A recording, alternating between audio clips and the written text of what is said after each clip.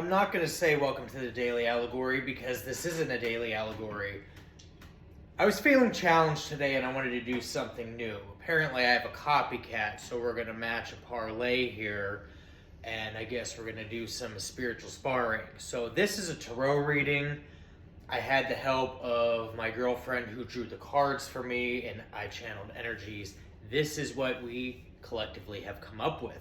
So this is an oracle read, and I'm going to read it in the style of an omen and a prophecy, because there's some energies that want to say some things, and stay to the end. You might need to hear some of it.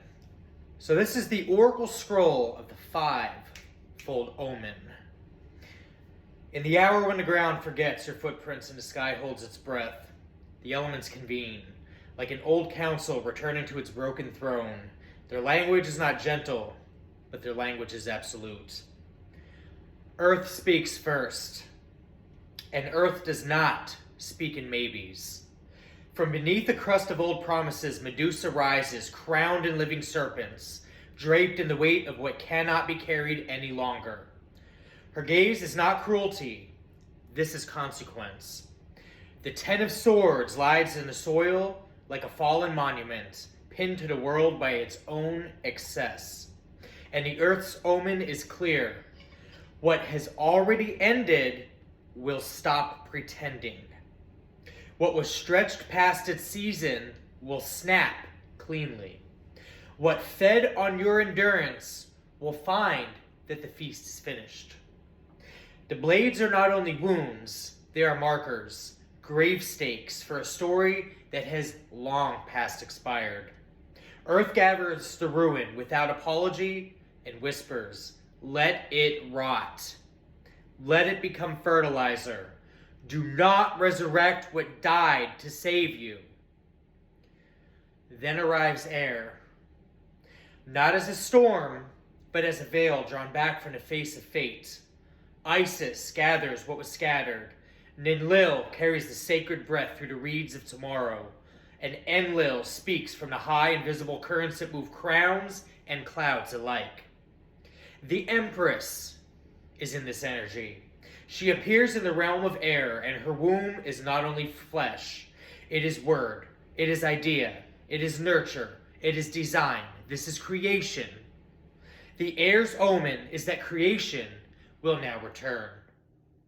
First as a thought that will not leave you. Then as a kindness that becomes nurture. Then as a life that takes root because you dared to feed it and water it and watch it grow. Air bends close and murmurs, "Speak over your future like it can hear you." We speak with intent. We speak into existence. We speak, therefore I am. Name it with tenderness. The unseen hand that protects you is already weaving. It's as if somebody has unseen helpers behind the curtain, and they're actively working round the clock.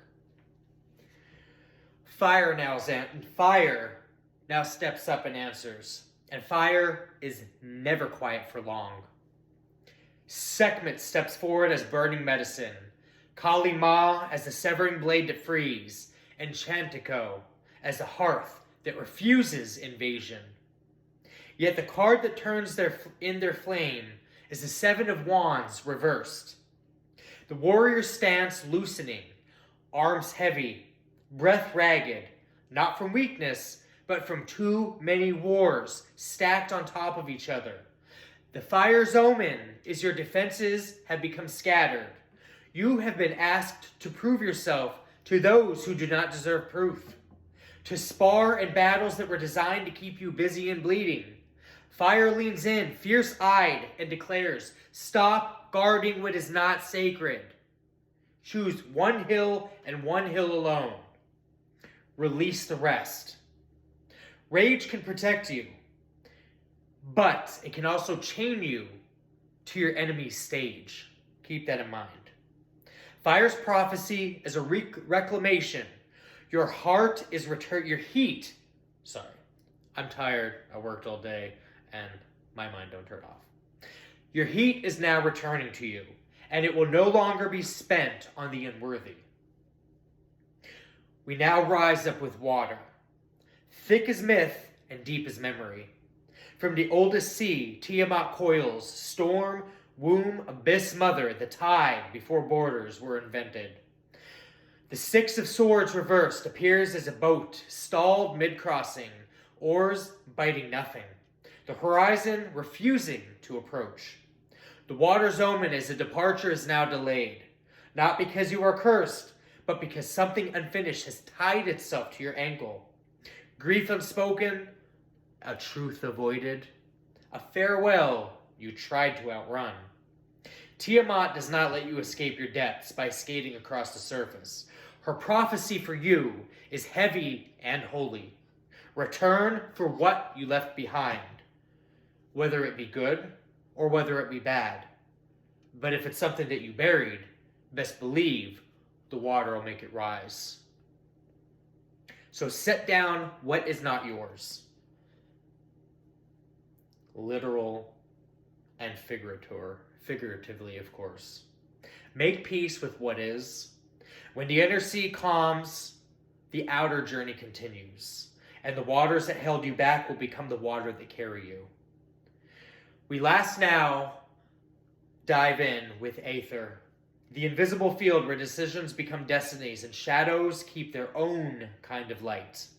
Here gathers the queens and crow sisters of the thresholds, Ereshkigal behind the throne of endings, Nyx as the velvet law of night, Hecate at the three-way gates, Morrigan with her prophecy feathers, and Lilith unbowed and unowned.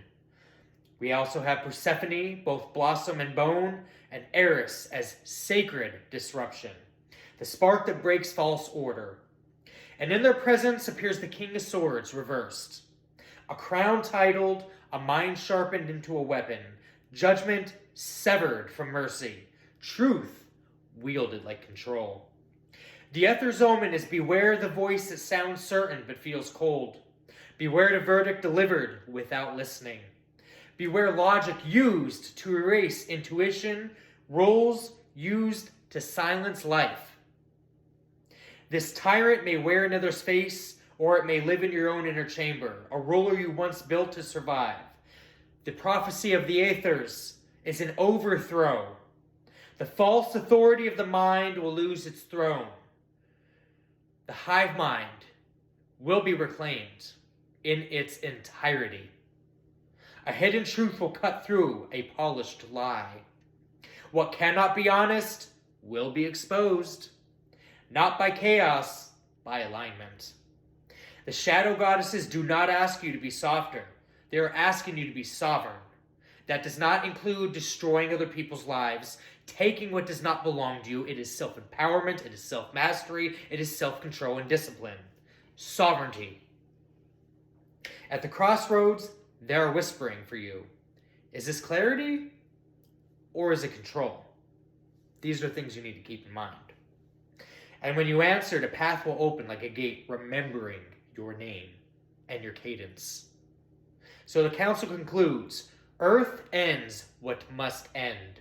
Air blesses what is ready to grow. Fire returns your power to its rightful purpose. Water completes what you tried to flee. You will drown in it if it is something you really shouldn't have outrun. Aether dethrones the lie and crowns the true. This is going to be a coronation post-initiation for the rightful heir of the throne. And the final seal of the scroll is this. When you stop carrying the dead thing, your hands become free to plant, to build, to defend what matters, or to cross at last. And to speak with a mind that serves the soul and does not rule it. And we are ending this with an affirmation for this reading. I release what has ended, and I let it become fertile ground. I speak life over what I am growing, and I nourish it with patience. I choose my battles with wisdom, and I protect what is sacred. I face what is unfinished, and I let my feelings guide me to completion. I trust my deep knowing, and I reclaim my sovereignty, clear, whole, and true. That's all I have for this. Hopefully you guys found it entertaining or interesting at a minimum. I'll see you in the next one.